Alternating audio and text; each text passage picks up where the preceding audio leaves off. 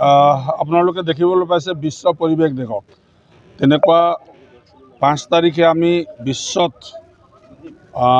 বৃক্ষৰোপণৰ কাৰ্যসূচী সকলোৱে কৰে, আমি বুলি নহয়, কিন্তু তাৰ লগত সংগতি ৰাখি ভাৰতীয় জনতা পাৰ্টীয়ে ৰাজ্যিক কমিটিৰ পৰা আমাৰ নিৰ্দেশ অহা মতে আমি বিভিন্ন সন্থাহঁতক লৈ পেলাই আমাৰ কাৰ্যকৰ্তাৰ লগত লৈ পেলাই মণ্ডল কমিটিক লগত লৈ পেলাই বুথ কমিটিৰ লগত লৈ পেলাই প্ৰত্যেক বুথতে আজি মাৰ নামত এজন ব্যক্তিয়ে এটা গছপুলি লগাবলৈ আমাক ৰাজ্যিক কমিটিয়ে জনাইছিলে আৰু প্ৰত্যেক বছৰে হয়, তেনেকুৱা বুলি এই বছৰে হৈছে তেনেকুৱা কথা নহয়, প্ৰত্যেক বছৰে হয়।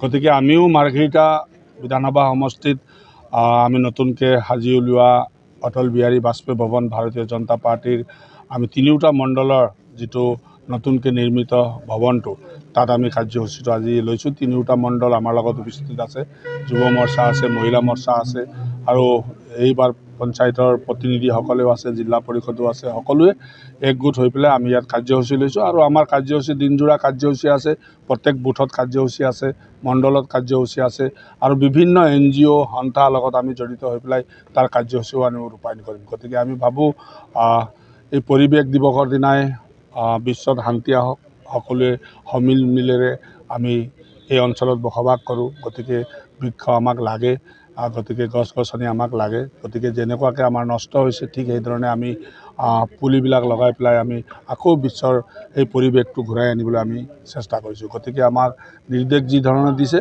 কিন্তু নিৰ্দেশ বুলিয়ে নহয়, আমি নিজকে নিজে ভাবি ল'ব লাগিব, আমি নিজেও অনুভৱ কৰিব লাগিব যে আমাক গছ গছনি লাগে, আমাক উশাহ নিশাহ নিবৰ কাৰণে যিটো অক্সিজেনৰ প্ৰয়োজন হয় তাৰ কাৰণেও আমাক বহুত স্বাস্থ্যৰ কাৰণে বহুত ভাল আমি বুলি ভাবোঁ। গতিকে আমি এই দিশটো আগুৱাই লৈ যাম। প্ৰত্যেক বছৰ বা প্ৰত্যেক মাহ আমি বৃক্ষৰোপণ কাৰ্যসূচী কৰোঁ। গতিকে আমি মাননীয় মুখ্যমন্ত্ৰীয়েও আমাক যোৱাকালিৰ পৰা নিৰ্দেশ দি আছে আৰু বহুত দিনৰ পৰা নিৰ্দেশ দি আছে যে প্ৰত্যেক জেগাতে আমি 1000, 1200, 1500, লাখ তেনেকুৱাকৈ গছপুলি লগাই পেলাই আমি আগৰ পৰিৱেশ সময়ত ঘূৰাই আনিব লাগে। কিন্তু বিভিন্ন কাৰ্যসূচী লওঁতে কেতিয়াবা ৰাস্তা ঘাট বনাওঁতে, বিল্ডিং বনাওঁতে যিমান আমাৰ গছ গছনিবিলাক ক্ষতি হৈছে সেই ক্ষতিবিলাক যাতে আমি পূৰণ কৰিব পাৰোঁ, তাকে তেনেকুৱা এটা আমি চিন্তাধাৰাৰে আগবাঢ়ি গৈছোঁ।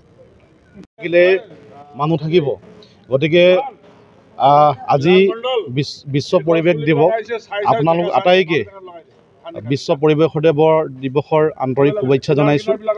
আৰু আমি গোটেই মাৰ্ঘেৰিটা সমষ্টিতে আমি আজি মাৰ নামত এজোপা গছ যাতে আমি ৰোপণ কৰোঁ আৰু বিশ্বৰ যি পাৰিপাৰ্শ্বিকতা যাতে আমি অটল ৰাখিব পাৰোঁ আৰু যাতে আমাৰ সেউজ যি পৰিৱেশ, অসমৰ যি সেউজ পৰিৱেশ যাতে আমি ঘূৰাই আনিব পাৰোঁ, তাৰ কাৰণে আমি চেষ্টা কৰিছোঁ।